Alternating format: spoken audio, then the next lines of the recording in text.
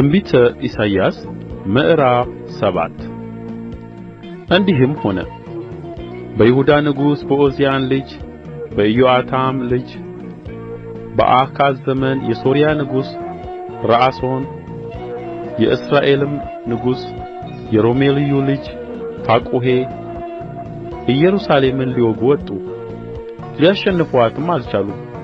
ለዳዊትም ቤት ሶርያ ከኤፍሬም ጋር ተባብረዋል የሚል ወሬ ተነገረ። የእርሱም ልብ የሕዝቡም ልብ የዱር ዛፍ በነፋስ እንድትናወጥ ተናወጠ። እግዚአብሔርም ኢሳይያስን አለው፣ አንተና ልጅህ ያሱብ አካዝን ትገናኙት ዘንድ በልብስ አጣቢው እርሻ መንገድ ወዳለው ወደ ላይኛው የኵሬ መስኖ ጫፍ ውጡ። እንዲህም በለው፣ ተጠበቅ፣ ዝምም በል። ስለ እነዚህ ስለሚጠሱ ስለ ሁለቱ የእንጨት ጠለሸቶች ስለ ሶርያና ስለ ረአሶን ስለ ሮሜልዩ ልጅ ቍጣ አትፍራ፣ ልብህም አይድከም።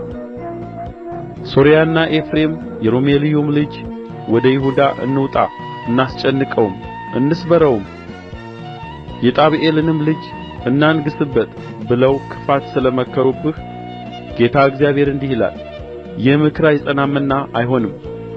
የሶርያ ራስ ደማስቆ ነው፣ የደማስቆም ራስ ረአሶን ነው። በ65 ዓመት ውስጥ ኤፍሬም ይሰባበራልና ሕዝብ አይሆንም። የኤፍሬምም ራስ ሰማርያ ነው፣ የሰማርያም ራስ የሮሜልዩ ልጅ ነው። ባታምኑ አትጸኑም።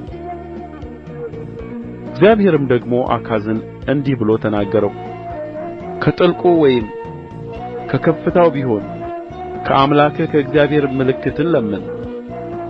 አካዝም አልለምንም እግዚአብሔርንም አልፈታተንም አለ። እርሱም አለ፣ እናንተ የዳዊት ቤት ሆይ ስሙ፣ በውኑ ሰውን ማድከማችሁ ቀላል ነውን? አምላኬን ደግሞ የምታደክሙ ስለዚህ ጌታ ራሱ ምልክት ይሰጣችኋል። እነሆ ድንግል ትፀንሳለች፣ ወንድ ልጅም ትወልዳለች፣ ስሙንም አማኑኤል ብላ ትጠራዋለች። ክፉን ለመጥላት መልካሙንም ለመምረጥ ሲያውቅ ቅቤና ማር ይበላል። ሕፃኑ ክፉን ለመጥላት መልካሙንም ለመምረጥ ሳያውቅ የፈራሃቸው የሁለቱ ነገሥታት አገር ባድማ ትሆናለች። እግዚአብሔርም ኤፍሬም ከይሁዳ ከተለየበት ቀን ጀምሮ ያልመጣውን ዘመን በአንተና በሕዝብህ በአባትህም ቤት ላይ ያመጣል። እርሱም የአሦር ንጉሥ መምጣት ነው።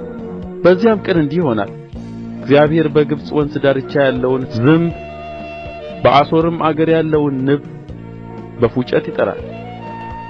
ይመጡማል፣ እነርሱም ሁሉ በበረሃ ሸለቆ በድንጋይም ዋሻ ውስጥ በእሾህ ቍጥቋጦው ሁሉ ላይ በማሰማርያውም ሁሉ ላይ ይሰፍራሉ። በዚያም ቀን እግዚአብሔር ከወንዙ ማዶ በተከራየው ምላጭ በአሦር ንጉሥ የራሱንና የእግሩን ጠጕር ይላጨዋል፣ ምላጩም ጢሙን ደግሞ ይበላል። በዚያም ቀን እንዲህ ይሆናል፣ ሰው አንዲት ጊደርን 2 በጎችንም ያሳድጋል። ከሚሰጡት ወተት ብዛት የተነሣ ቅቤ ይበላል። በአገሪቱም መካከል የቀረ ሁሉ ቅቤና ማር ይበላል። በዚያም ቀን እንዲህ ይሆናል፣ 1000 ብር የተገመተ 1000 የወይን ግንድ በነበረበት ስፍራ ሁሉ ለኵርንችትና ለእሾህ ይሆናል። ኵርንችትና እሾህ በምድር ሁሉ ላይ ነውና በፍላጻና በቀስት ወደዚያ ይገባሉ። በመቈፈሪያም ወደ ተቈፈሩ ኮረብቶች ሁሉ ከኵርንችትና እሾህ ፍርሃት የተነሣ ወደዚያ አትሄድም። ነገር ግን የበሬ ማሰማርያና የበግ መራገጫ ይሆናል።